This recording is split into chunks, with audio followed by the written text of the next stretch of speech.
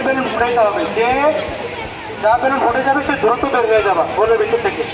কেউ দাঁড়িয়ে থাকতে পারবে না, যে দাঁড়িয়ে থাকবো সে ডিসকোয়ালিফাই, তাকে বের করে দেওয়া হবে। ঠিক আছে? কেউ কারো শরীরে আঘাত দাগের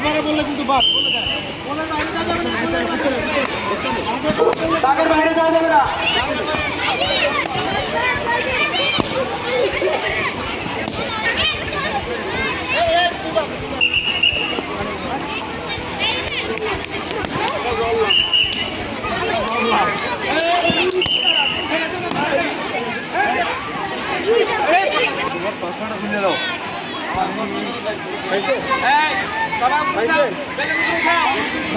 দাগের বাইরে যাওয়া যাবে না।